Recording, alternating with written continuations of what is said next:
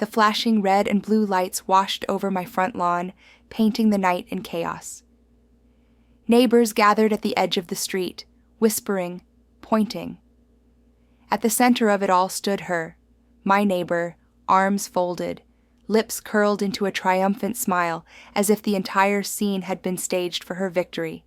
She looked at me like she had finally won. The officer's voice was sharp. "Sir, we received a call about a break-in. Is there anyone inside your house right now?" I froze. Just an hour earlier, I had been laughing over dinner at my son's home, the warmth of family wrapping me in comfort. Then the call came. "Who's in your house?" My neighbor's voice, calm, almost mocking. And now, my front door was wide open. Shadows flickered inside, like ghosts moving where they didn't belong. Everyone expected me to break down, to crumble under the weight of this humiliation. My neighbor's smirk told me she thought I was finished.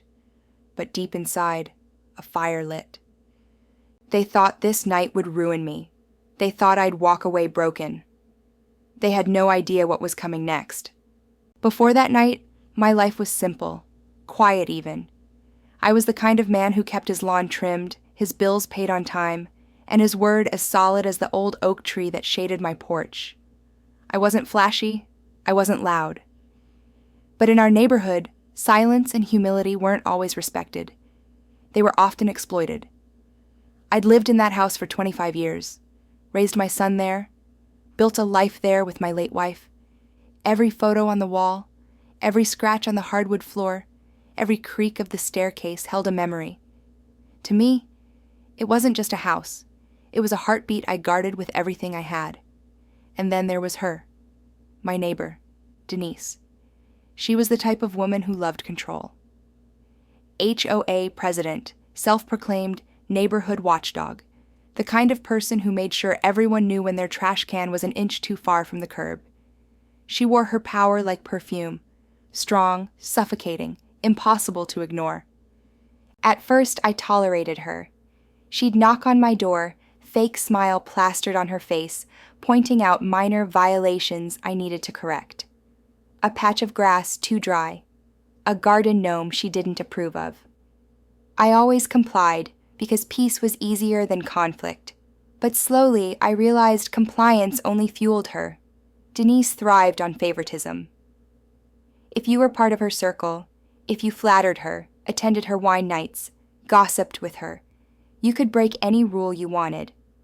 One neighbor had an RV parked for months without issue. Another hosted loud parties every weekend. But me? The moment I left my recycling bin out an hour too long, she plastered a warning letter on my door for all to see. It was petty, yes, but it cut deeper than it should have. I had given so much to this community, helping shovel snow for the elderly, fixing broken fences for single mothers, quietly paying for repairs when others couldn't. Yet Denise never acknowledged it. To her, I was invisible unless I was a problem. One moment in particular still burns in my mind. Last summer, during the annual neighborhood block party, Denise stood on stage to announce the Good Neighbor Award. My heart pounded. I thought maybe, just maybe, years of quiet effort had been noticed. But when she called out the name, it wasn't mine. It was the young couple 2 doors down, people who had only lived there 6 months. Denise gushed over them, praising their dedication while the crowd clapped. And me? I stood in the back, holding the tray of food I had cooked for everyone, feeling smaller than I'd ever felt. That was the first sting. A warning of bigger things to come. My house, my sanctuary, soon became her obsession. Every visitor I had, she tracked. Every delivery, she questioned. I once caught her taking photos of my yard from across the street. When I confronted her, she smiled sweetly and said, "Just keeping the neighborhood safe." It wasn't about safety, it was about power, and through it all, I stayed silent. Because fighting her meant drawing attention. It meant risking gossip, division, escalation. So I bit my tongue, swallowed my pride, and reminded myself, you know who you are, even if they don't. But silence only goes so far. Because what Denise wanted most wasn't compliance. It was control over what mattered most to me. And soon, I would learn just how far she was willing to go to prove she had it. The first time it became clear was the night I came home to find a folded note taped to my door. In bold, sharp handwriting, it read, "This house doesn't belong to you anymore." Maybe it never did. I laughed it off at first, crumpling the paper in my fist. But deep down, I felt something shift. That wasn't just a neighbor being petty. That was a declaration of war. And I had no idea just how much damage Denise was prepared to cause. After that note, things began to unravel quickly. At first, I tried to dismiss it. Maybe it was a cruel prank. Maybe Denise was bluffing. But my gut told me otherwise. She was too precise, too methodical. And soon, her little games started stacking up, one on top of another until it felt like I was drowning in them. She filed complaints with the HOA weekly. My grass was overgrown by an inch. My shed was too close to the property line. My front light was too dim and a safety hazard. Each notice came in a bright orange envelope taped to my door, designed to catch the attention of anyone walking by. Neighbors started whispering. I saw the way they looked at me, like I had become the neighborhood delinquent. And Denise didn't stop there. She whispered lies to anyone who would listen. I overheard her telling Mrs. Turner that I was behind on my mortgage, that the bank would take the house any day now. At the community potluck, I caught wind of her telling others I had arguments with my son, that I was unstable and better off in a care home. The cruel part was, some people believed her. Soon I noticed the shift. Where once I was greeted with waves and small talk, now people avoided eye contact. Some stopped inviting me to gatherings altogether. I went from being the quiet neighbor who lent a hand to the man no one trusted. Nights became the hardest. Lying in bed, staring at the ceiling, I replayed everything over and over. My chest felt heavy. My heart pounded too fast. The house I had loved, my sanctuary, no longer felt safe. Every creak of the floorboards made me sit up, wondering if Denise or someone she sent was outside. Sleep became rare, broken by jolts of anxiety. My reflection in the bathroom mirror grew hollow. Dark circles under my eyes, shoulders slumping under invisible weight. It wasn't just about a house anymore. It was about dignity, about being erased from the place I had built my life in. One evening, as I took the trash out, Denise was waiting by the curb, sipping wine from a glass too fancy for the sidewalk. She tilted her head, smirked, and said softly, "Maybe it's time you think about downsizing. Wouldn't it be easier if you just left?" Her words weren't a suggestion. They were a warning. I wanted to scream. I wanted to tell her she had no right, that she couldn't bully me out of my own home. But when I opened my mouth, nothing came out. She thrived on confrontation. If I lost my temper, she'd spin it, twist it, parade it to the entire neighborhood. So, I turned and walked back inside, but my silence only made her bolder. The breaking point came a week later. I was in the grocery store when I ran into an old friend, Alan. He asked gently, "Hey, are you doing okay?" "I heard you're moving out?" My chest tightened. Moving out? That's when I realized Denise's lies weren't just whispers anymore. She was spreading them like wildfire, reshaping reality before my eyes. In her version of the story, I was already gone, already defeated. That night, I sat on my porch, head in my hands, wondering if maybe she was right. Maybe it would be easier to leave. Maybe starting over somewhere else would be less painful than this constant war. And then, it happened. A soft voice broke the silence. "Don't let her do this to you." I looked up.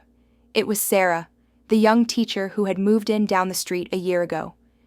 She stepped closer, her expression firm but kind. I see what she's doing. You're not crazy. You're not alone. For the first time in weeks, something inside me shifted. Not fear, not despair, but hope. Sarah's words lit a spark I didn't know I still had. That was the first time someone reminded me I wasn't alone. Denise must have sensed she was losing ground, because the next phase of her campaign was more ruthless than anything before. Petty gossip wasn't enough anymore. She wanted official power behind her. It started with a letter from the HOA board. I unfolded it at my kitchen table, my coffee growing cold as I read. According to multiple reports, my property was in violation of community standards. The board demanded immediate remediation, threatening fines and even legal action if I didn't comply. I knew exactly who had written those reports, Denise. But what stung wasn't just the letter. It was the signatures at the bottom. Neighbors I had once helped, people I thought were friends, had co-signed it. It felt like a knife in the back. Then came the police. One evening, as I was fixing a loose hinge on my shed, a patrol car pulled up. The officer stepped out, hand resting near his holster. "We received a call," he said, scanning my yard. "Reports of suspicious activity." Suspicious activity in my own backyard. From across the street, I saw Denise standing on her porch, arms crossed, watching. Her face carried that same smug satisfaction as the night of the flashing lights. To her, this wasn't harassment. This was victory. The officer eventually left, apologetic, but the message was clear. Denise could summon authority with a single phone call. That night, fear mixed with fury inside me. I walked room to room, locking windows, checking doors twice, the walls of my home suddenly feeling thinner. My chest felt like it was in a vice. How do you fight someone who twists the law itself against you? But then, something shifted. While rummaging through an old desk drawer, searching for comfort in familiar objects, I found a folder. Inside were documents I hadn't looked at in years. Deeds, receipts, HOA bylaws. Among them, one paper caught my eye. An amendment, signed and notarized, exempting my property from certain HOA restrictions. It was my late wife's doing. She had fought for it years ago when the HOA first tried to control every blade of grass on our lawn. At the time, it felt like a small victory, but now, holding that paper, it felt like a weapon. For the first time in weeks, I smiled. The next HOA meeting, I walked in carrying the folder under my arm. Denise sat at the front, practically glowing, her stack of complaints ready. She launched into her performance immediately, parading my violations, demanding fines, painting me as the cancer of the community. When she finally finished, I stood slowly. My hands didn't shake. My voice didn't waver. "According to Section 12, Amendment B," I said, holding up the paper for everyone to see, "my property has been exempt from these rules for over a decade. This document is notarized, legal, and binding silence filled the room. Heads turned, eyes widened. Denise's smile faltered, her face paling as though I had slapped her with truth. But instead of stopping, she doubled down. "That's outdated," she snapped, her voice sharp. "Irrelevant. We'll challenge it." I looked her dead in the eyes. "Then I suggest you get a good lawyer." The tension was electric. Some neighbors shifted uncomfortably. A few even avoided looking at her. For the first time, cracks appeared in her armor. Walking out of that meeting, I knew one thing for certain. Denise thought she still had control. She didn't. If Denise felt cornered after the HOA meeting, she didn't show it for long. Within days, she launched an all-out offensive. Smear campaigns, whispers, fake reports, anything to claw back the control I had shaken loose. It began with rumors. Suddenly, neighbors I barely spoke to were whispering when I passed. At the grocery store, I caught 2 women from the cul-de-sac lowering their voices. "Did you hear? He forged that paper. Desperate old man." Another time, I overheard a father at the park mutter, "Keep your kids away from him." Something's not right. Denise wasn't just painting me as a nuisance anymore. She was painting me as dangerous. Next came the reports, anonymous complaints to the city inspector about illegal construction on my property, a bogus noise complaint that brought an officer to my door at midnight, even a false report to animal control claiming I neglected a dog I didn't even own. Each time I had to prove myself innocent, wasting time, energy, and dignity. It was exhausting, but it didn't break me. Because now, I was no longer fighting blind. Sarah, the young teacher who had first reminded me I wasn't alone, stepped up beside me. She began documenting everything. Every false complaint, every letter, every public humiliation. She kept meticulous records, urging me to do the same. Paper trails win wars, she said firmly. And she was right. Together, we built a case. Dates, times, copies, witnesses. I bought a small camera and installed it on my porch, capturing Denise lurking near my property more than once. I recorded her knocking over my trash bins, slipping notes into my mailbox, even shouting insults when she thought no one else could hear. The folder that once held only a single amendment now bulged with proof. Every page was a brick in the wall I was building, one that would eventually trap her. But as my evidence grew, so did her desperation. Denise recruited her flying monkeys, neighbors who enjoyed the drama, who feared her wrath more than they cared for truth. They echoed her lies, showed up at HOA meetings to glare at me, spread poison across backyard fences and late-night phone calls. For a while, it felt like the entire neighborhood was turning against me. Still, not everyone was blind. Quietly, allies began to emerge. Alan, the friend I'd run into at the store, later confessed, I knew something was off. I shouldn't have believed her. An older couple down the street admitted they, too, had been harassed by Denise, though they'd been too afraid to speak up. Slowly, the tide shifted. Not enough to stop her, but enough to remind me she wasn't invincible. Inside, though, I still wrestled with fear. Nights were long. My hands shook when I filed yet another complaint, or explained myself to yet another officer. But with every step, I also grew sharper, more focused. The man who once avoided confrontation was gone. I was becoming something else. Someone who fought back strategically, deliberately, relentlessly. One evening, Sarah looked at me across the kitchen table, papers spread out between us, and said, "You know this is heading towards something bigger, right?" I nodded. The day of reckoning is coming. And I believed it. Every war has a breaking point, and as I watched Denise's mask crack, her voice sharper, her eyes darting when confronted, her control slipping, I knew hers was closer than she thought. The day of reckoning was coming, and no one could stop it. The showdown came faster than I expected. Denise had pushed too far, filing a formal petition to the HOA and the county clerk's office, claiming my property was in violation of ordinances and subject to seizure. It was absurd, but the paperwork triggered a hearing. Suddenly, my home, my sanctuary, was at the center of a legal battle. The day of the hearing, the room was packed. Neighbors filled the benches, whispers rippling like a current. Some came to see a spectacle. Others came hoping to see me broken. But a few, Sarah, Alan, the older couple, sat quietly in the front row, their presence steadying me. Denise sat across the room, shoulders squared, lips pursed in that familiar smug smile. She wore power like a crown, convinced this was her coronation.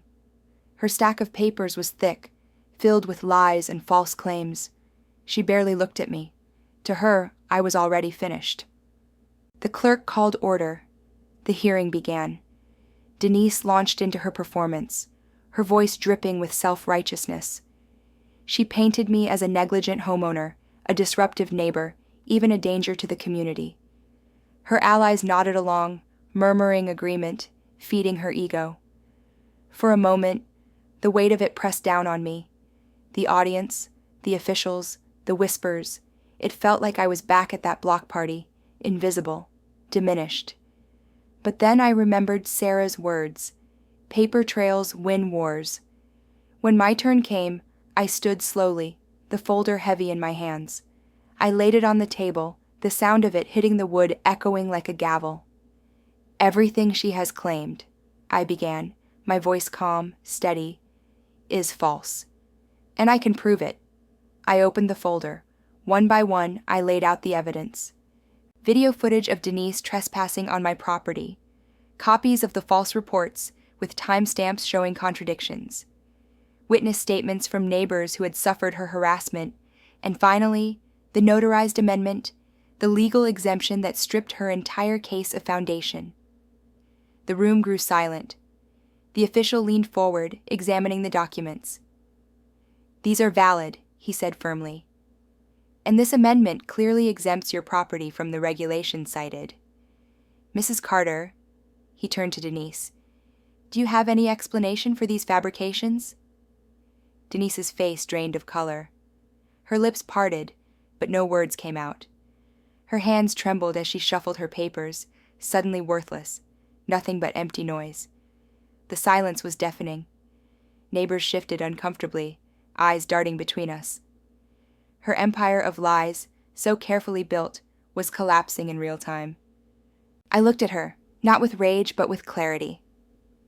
"This ends today," I said quietly.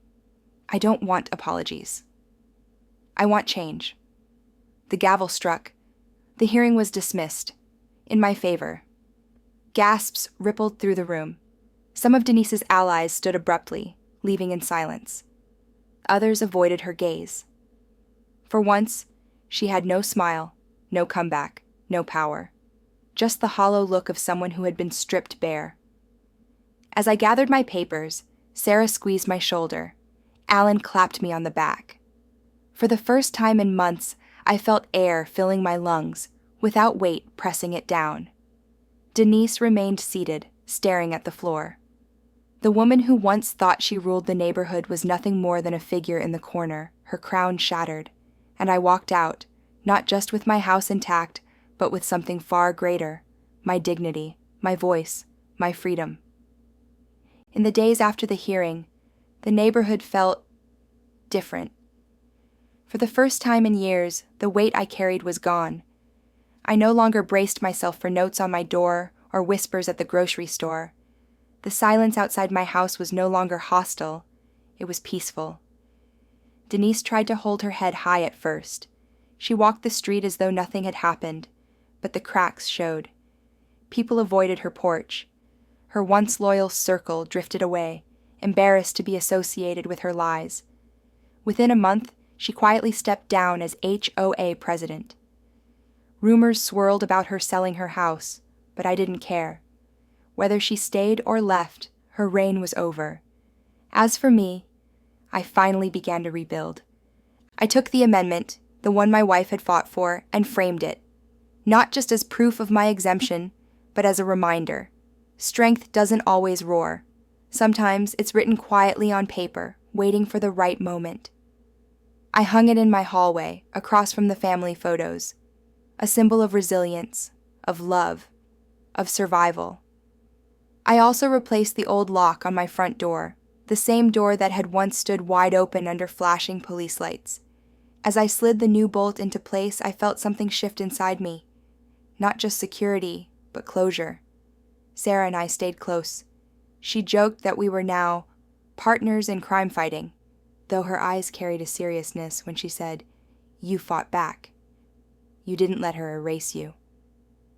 Alan and the older couple joined us for dinners on the porch, small gatherings that reminded me community wasn't about power or control. It was about connection. There were scars, of course.